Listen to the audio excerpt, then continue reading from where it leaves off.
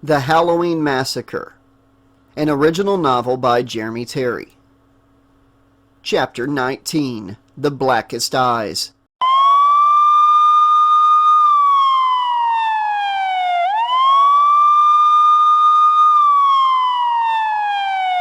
The sheriff's cruiser was a banshee wailing in the night, the forest passing by on either side a blur as the car careened down the old pockmarked road.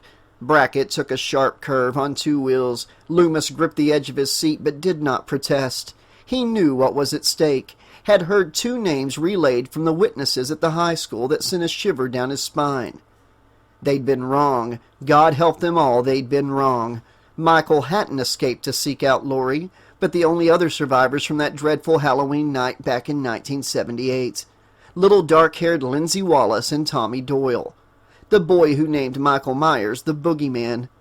Loomis stared out of the windshield as the car's headlights splashed across the brooding shape of the old abandoned textile mill ahead. "We're the first ones here," Brackett said as he skidded to a stop in the parking lot and jumped out of the cruiser without taking the time to shut it off. Loomis clambered out and ran after him, drawing his gun as they ran towards the mill's open front doors.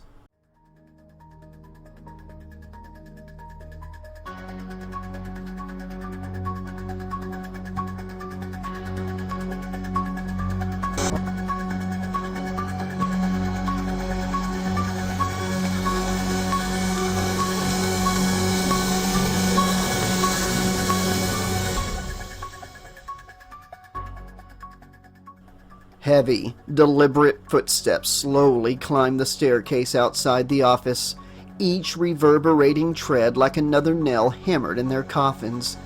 Tommy tried to slow his rapid breathing so he could suck in his stomach and make himself as small as possible. It did not matter. He was wider than the locker he was hiding behind, and he knew his shoulders stuck out for even a blind person to see. He swallowed hard, trying not to vomit, and glanced towards the desk in the center of the room where Lindsay and Ed's were hiding. Sweat dripped from the frightened boy's nose, and yet Tommy could see that he had placed himself between Lindsay and the door. There was hard steel under Ed's Haskins' soft exterior. Lindsay saw him watching in the dim light cast by Sally's abandoned pen light and tried to smile at him. Tommy couldn't manage to smile back. Would he have had a future with her had fate not decreed that his path intersect Michael's on that night? She really was special. It was too bad he wouldn't get the opportunity to find out. Movement behind her. Tommy looked up to see Jason crouched down behind another locker, hoping that by staying low he might escape notice. It was a lost cause. His white football pants seemed bright as a firework in the shadows. All good people, great friends, and there was only one thing standing between them and the end of possibilities. He turned his gaze on heroic Sally Hardesty. She stood against the wall by the office door, her magnum held out at shoulder level, waiting for her target to appear. Michael had been shot before on the night that he tried to kill Lori. Sally herself had shot him at the school earlier. Could she stop him by shooting him again, or would he go on and on like Arnold Schwarzenegger in that movie about the killer robots from the future? The footsteps reached the landing outside.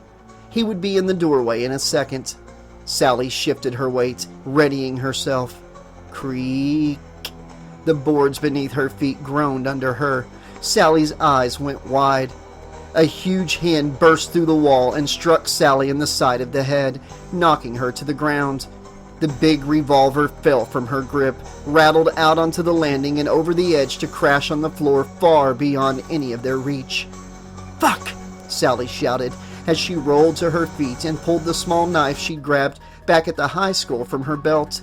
The blade looked tiny in her small hands, barely long enough to be considered a paring knife. It was nothing compared to the butcher knife Michael held in his hand as he stepped inside. She's gonna get killed, Tommy thought. I've got to help her. Something long and heavy leaned against his ankle. His switchblade. He reached down to pull it out of his sock as Sally moved forward, lithe as a cat. Her small knife flashed out, cut deep, and then she was away again, circling Michael. Maybe Sally didn't need much help after all. She definitely seemed to know what she was doing with the knife. Michael lunged for her, swiping with his butcher knife. Sally dodged and slashed his wrist and his ribs. Blood began to flow, and Tommy could see a change in the way Michael moved. He seemed cautious, no longer on the offensive. Was Sally going to manage to beat him after all? She jumped forward, thrusting her knife at his heart, and Michael did something Tommy didn't expect. He dropped his own knife and twisted to the side, so that Sally's blade sunk into his shoulder. He moved like lightning, grabbing her wrist in his good hand. Tommy heard a brittle snap and Sally cried out. Her knife clattered to the floor. He let her stab him, Tommy thought. She was too fast, too skilled for him to fight, so he let her stab him so he could grab her. Michael shoved Sally to the floor at his feet and bent to pick up his fallen butcher's knife. Sally knew what he was about to do. She held out her hands to ward off the coming blow. "No!" Tommy shouted. He ran forward, pressing the silver button on the switchblade's handle to release the 6-inch blade. He brought the knife down, stabbing his boogeyman in the upper back. The knife turned in his grip as the tip slid across Michael's scapula, opening a ragged wound in the killer's back.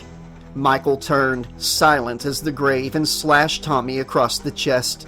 Tommy fell to the floor and struck the back of his head on the office floor. Dark stars bloomed before his eyes. "Don't pass out," he begged. "Everyone is dead if you pass out." Michael moved over him, kicking Sally in the face and sending her sprawling on the floor beside Tommy. She came to rest on her side, not moving. "Oh, Sally," he thought, "please don't be dead." Michael stepped over him, leaned down, the nightmare white mask filling Tommy's clouded vision. Something sharp glinted in the dim light.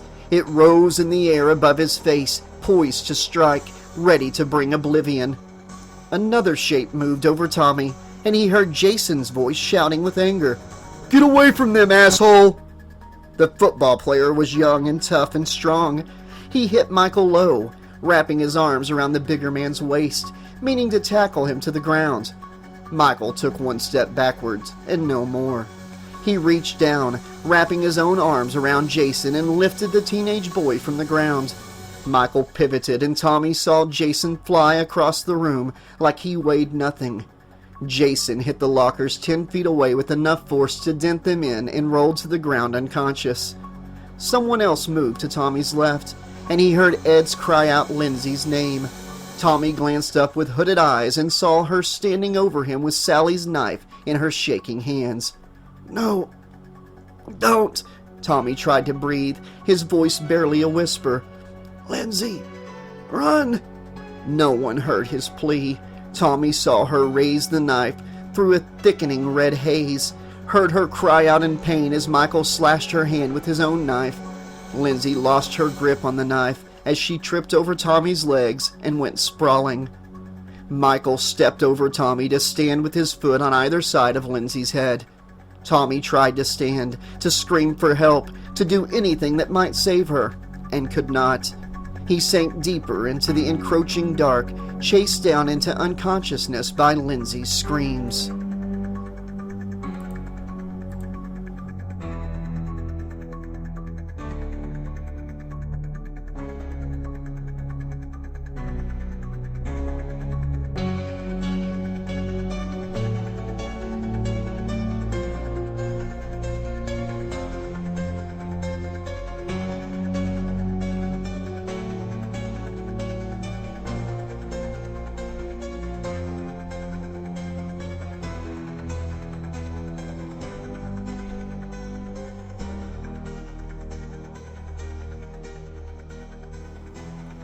Brackett rounded the corner into the long hallway with Lumis right behind him, playing the beam of his flashlight along the walls. He saw a large shape laying near an open door halfway down and ran towards it. "Please don't let it be one of the kids," he prayed. They drew close and slid to a halt over the large body of Jed Sawyer. Lumis knelt, grimacing at the gruesome new mask he wore, and checked for a pulse. "He's alive," Lumis said. "Where is Michael? What happened here?" "It looks like someone stabbed him," Brackett said. He tossed the older man a pair of hand restraints. Cuff him to that pipe sticking out of the wall. We can deal with him after we find Michael and the kids. If we're lucky, maybe he will bleed to death before we get back. Loomis secured the cuffs and stood glancing around them. Where to now, Lee? Brackett opened his mouth to reply, but his voice was cut off by the scream of a young woman coming from the open door near them. He bolted for the door like all of hell was biting at his heels, and Loomis came on behind.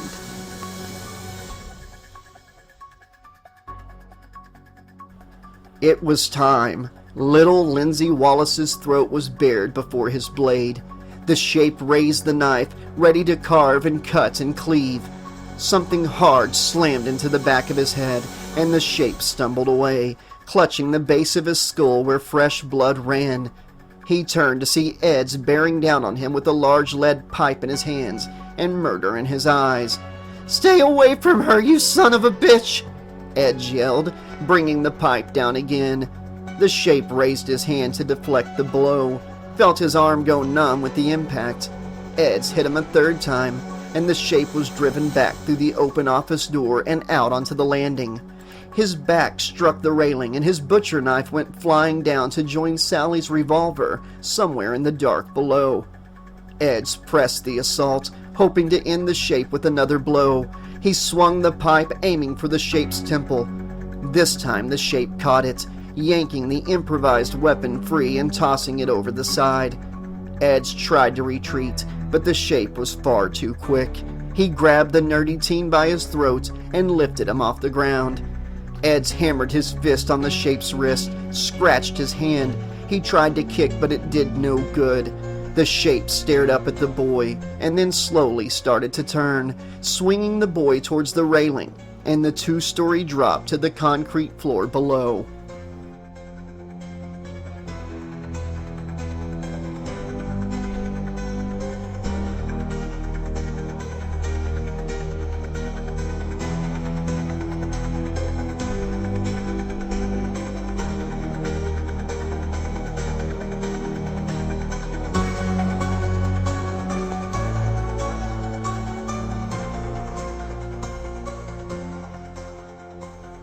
Sheriff Lee Brackett reached the bottom of the stairs in time to see Michael carrying Ed's to the railing.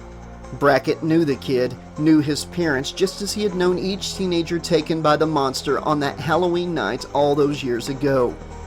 Never again, he thought, as Loomis came up beside him, and they both brandished their guns at the monster above.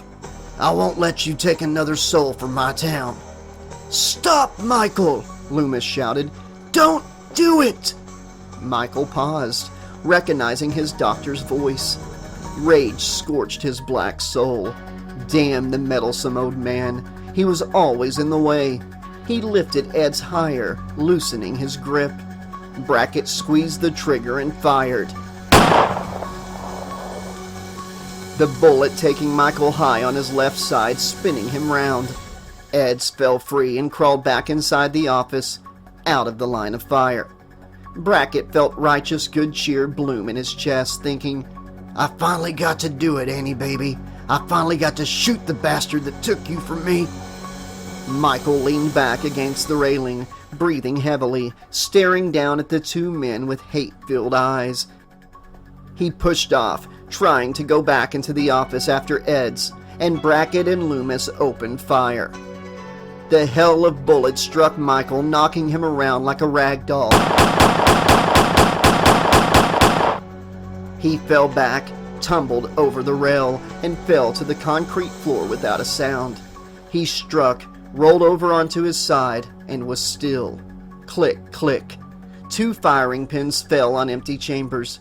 Brackett met Loomis's gaze, and both men quickly reloaded. History had proven it was wise to err on the side of caution in situations like this. Footsteps rattled on the landing as Eds and Lindsay appeared, both looking worse for wear but otherwise okay. Lindsay recognized Loomis and smiled. Who all is up there with you? Brackett called. Is everyone all right? There's some lady up there that came with us from the school, Ed said. She, Tommy, and Jason Kilpatrick are unconscious but alive. Did you get the boogeyman? Is it over? Brackett eyed Michael's crumpled body for a moment and then nodded. "It is. At least for now," Loomis said, as the wail of approaching sirens reached their ears. Haddonfield and Illinois State Patrol's finest had arrived to save the day.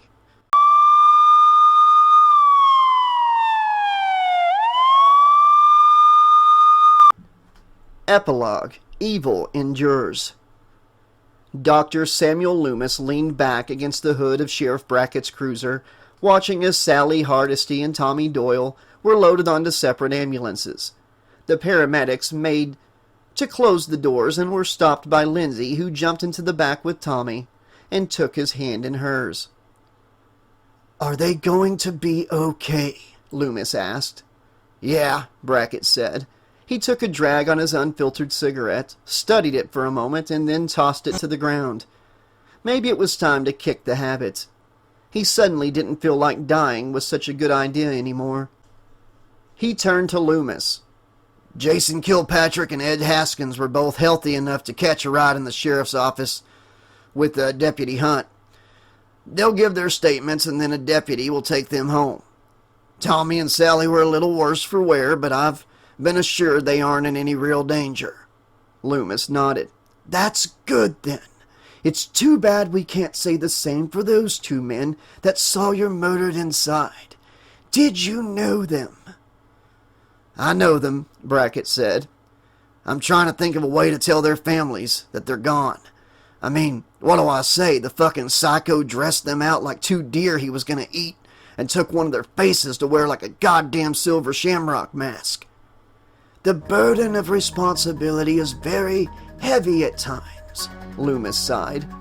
The textile mill's front doors swung open, and two more gurneys were wheeled out, their passengers large, bloody, and shackled wrist and ankle to the rolling bed's metal rails. Each chest rose and fell in a steady rhythm that filled Loomis and Brackett's soul with trepidation. If there was a God in heaven, why did he let evil endure? Why must good people, innocent people, die while monsters went on and on? Michael Myers and Jed Sawyer were loaded onto the remaining two ambulances and hooked up to monitors. Loomis was too far away to hear the incessant beep of the machines, but he could see the screens from where he stood, see the jagged green lines jump in a steady, metronome time. Beat, we go on. Beat, we endure.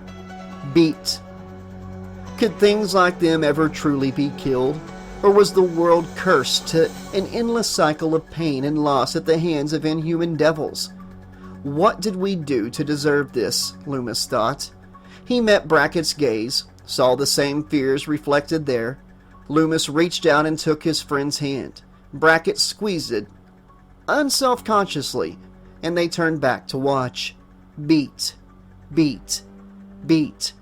A deputy closed each door and hammered on the back to let the drivers know they were good to go. The taillights flashed and the ambulances pulled out of the parking lot in silence. After all, there was no need to hurry. Their cargo was in no danger. They pulled onto Shallow Creek Road and turned left, carrying evil away. Loomis watched them until they were out of sight, with a sinking feeling in his weary heart. The end.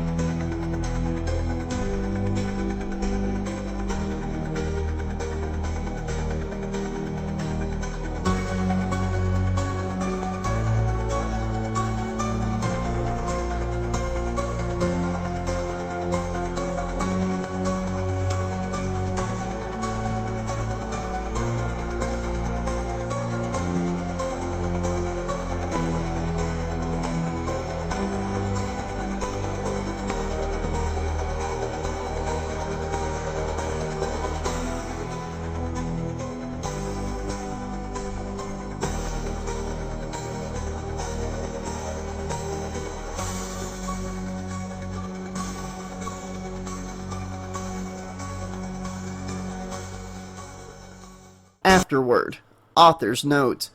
Hello everyone. I don't usually write notes at the end or beginning of my books, but I felt like I should add one here explaining my thought process behind the writing of my first completely original fan fiction. The genesis was in a conversation between Josh and I. Josh asked if I could write an original slasher piece featuring one or two big baddies and suggested Texas Chainsaw as one, given that there had been very few novelizations for that series. I told him I would give it a go, but that I wanted to make sure the idea gave a plausible reason for each to come together. A week or so later, I had my idea. For what it's worth, I think the premise is decent and not too contrived. I hope I succeeded. As for the setting, it can be considered to be in a timeline of its own, with ties only to the first Halloween and first Texas Chainsaw Massacre. I wanted to tell a story without all the baggage from 2 or 3 different disparate timelines. I also really enjoyed finding Lee Brackett and the place he was in after the death of his daughter in the first movie. In the movies, Brackett blamed Lumis and was angry. I wanted to explore a different relationship between the two that had never been written before. How would a father and a law enforcement officer deal with the 2 different imperatives pulling him in opposite directions? That's enough from me. I'll stop rambling now and wish you good listening/reading. I would like to thank Josh for once again giving me the opportunity to do what I love, tell stories, and for giving me a platform for my work. You are the man, brother, and I can't wait to work with you on more projects in the future, or even write one together. Thank you to all the listeners of the 80s Slasher Librarian who took the time to listen to my What If. And finally, a shameless plug. If you enjoy my writing, please consider checking out my original works on Amazon. There are 2 available right now that I'd love to get your opinions on. Happy listening, and as always, what Josh says, be excellent to each other, and remember the sun never sets on those who ride into it. Jeremy Terry, 2025. Okay, Slash-a-Holics, this has been The Halloween Massacre, his original novel. I had a lot of fun narrating this book from beginning to end. And I really appreciate the kind words that Jeremy Terry wrote in his afterword, the author's note. I may have read it, but they were his words. Thank you, Jeremy, and I hope everybody takes the time to check out Jeremy's other books on Amazon, including The Halloween Massacre, which is available right now. The link to that is in the description and pinned comment below, with the links to Celestial Slumber and Quarantine, a Friday the 13th novella. We're building up a really awesome library here on the channel. Yes, we have all these official novelizations and tie-in books, but I'm really enjoying the original work. The stuff we've gotten from Landon Turner, from James Acosta, from Jeremy Terry, Jake Martin, and there's going to be more, I'm sure. And I really enjoy bringing these awesome fan fiction novels and tie-in books and everything to life here on the channel. I enjoyed revisiting older characters from the first Texas Chainsaw and the first Halloween, especially Loomis. I'll never pass on a chance to get back into the mind of Samuel Loomis. He's one of my favorite characters to ever voice in a book. Makes me wish there was more Halloween books. I may have to write one myself. Who knows? I like the whole setting of a real shady, shitty TV show. You know, just the worst, bringing on serial killers and glorifying them on national television, and the karma that came with that. I thought it all played out very realistically and naturally. I enjoyed them whenever they passed each other in the prison. The massacre that happened at the TV studio, everything that happened at the school, their confrontation in the sawmill. I thought their fight was great. It wasn't too short. It didn't drag out too long. At first, they were okay just, going their own separate directions without fighting, but once they had certain victims in front of them, they each wanted what they wanted. If I had anything that I was a little disappointed in, I wanted to see Sally, fight Jed a little bit, but it's realistically in the situation that Jed would not do very good against Michael Myers. So it made perfect sense that Jed was taken out of the picture, and it became more of a Michael story towards the end. Very, very suspenseful, a lot of tension there at the end. I didn't know who was going to die, who was going to live. I thought Tommy, even Sally, Lindsay, Jason Eds. I thought that any of them could die at any second, but the fact that they all made it is awesome. I like the fact that the killers are still alive, and I just picture them both waking up in their ambulances, escaping, and setting up a whole new book, or 2 books with their own stories. Definitely don't think they're going to be taken back to prison. I think they're going to find a way to escape before then. But that's my own headcanon. Please let Jeremy know what you all thought of the book in the in the comments below. He loves to hear from you. I love to hear from y'all and talk about these books. And there's going to be a lot more cool stuff on the channel coming up. More work from Jeremy Terry. He's writing a Freddy's Dead novelization, since one doesn't really exist except for like a 60-page kind of a picture book. He's going to bring that movie to life. Also Hellraiser 2 and Bone Tomahawk. Lots of cool stuff coming from Jeremy. I plan on narrating the Scream books by Landon Turner. James Acosta has a cool anthology book coming up called Nightmares. Well, it's not really an anthology book. You'll see when it comes. He'll explain it to you. But it looks really cool. I'm working on Friday the 13th Primal and Celestial Slumber 2. The sky's the limit. Lots of slasher mayhem still to come. Thanks for listening. Be excellent to each other. And no matter how crazy it gets out there, remember to stay sane inside insanity. Please consider donating to the channel through PayPal or Cash App as a one-time donation to the channel if you enjoy what we do. You could join our Patreon or become a channel member. Also, you could check out our Cameo or purchase one of the books on Amazon. I've got Celestial Slumber and Quarantine both on Amazon right now in ebook, paperback, and hardcover. Jeremy Terry has his books as well as the Halloween Massacre on there as well if you're interested. And really, the best thing you can do to show support for the channel is subscribe, click the like button, leave comments, and let others know about the channel. Alright, have a great night, and we'll see you soon.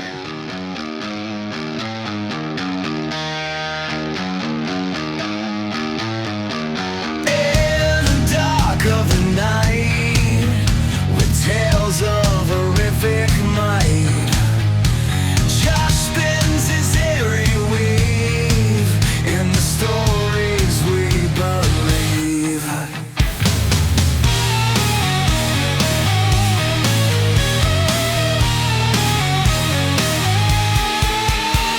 Freddy's in my dreams, Chucky's silent screams, Jason's lurking near, Michael feeds the fear.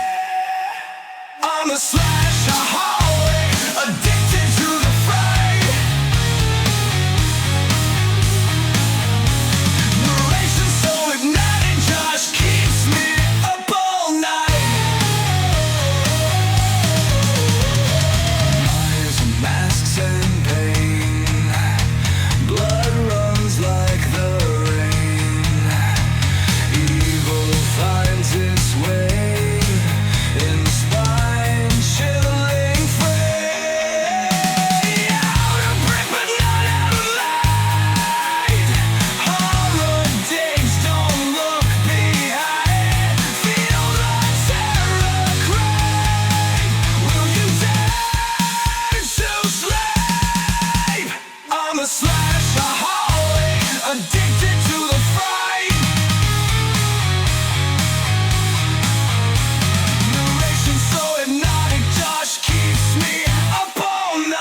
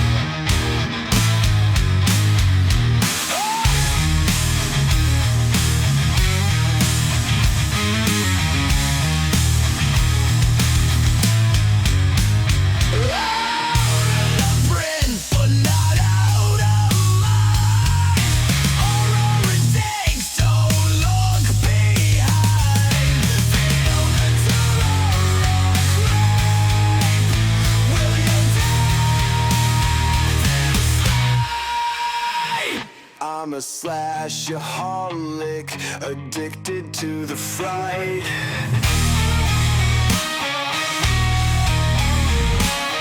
Narration so hypnotic, Josh keeps me up all night.